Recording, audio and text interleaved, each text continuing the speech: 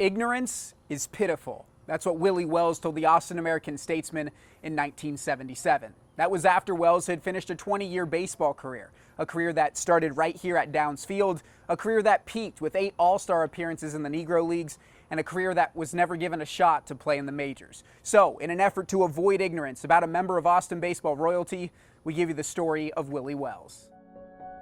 The Shakespeare of shortstops, the greatest infielder to never play Major League Baseball. That's how historians have described the game of Willie Wells. Wells is probably one of the best baseball players to come out of Texas, period. His nickname on the field was El Diablo, or the Devil. And to put it nicely, he would be described as scrappy. He kind of had to be. Wells stood 5'7", 162, didn't grow too much after his time at the original L.C. Anderson High School. But it was soon clear he had no problem standing among giants. Legend has it, he taught Jackie Robinson how to turn a double play. It makes sense.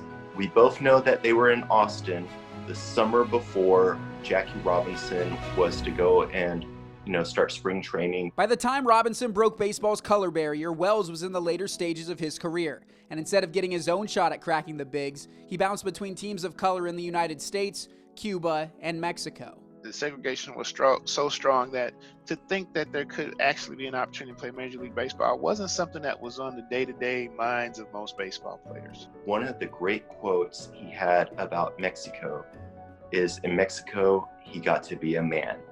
He had the same rights that a man does, and that he did not get that while living in America. To this day, Willie Wells is a name outside the conscience of most of baseball and most of his hometown.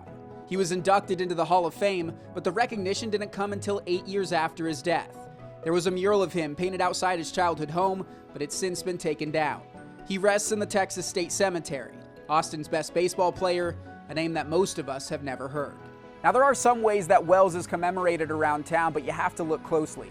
Houston Tillotson has a scholarship fund named after him. He's included in an exhibit at the Texas State History Museum, and part of Town Lake Park is named the Willie Wells Field. All great gestures, but maybe not enough to avoid that pitiful ignorance that Wells has talked about. In Austin, Jake Garcia, KVUE Sports.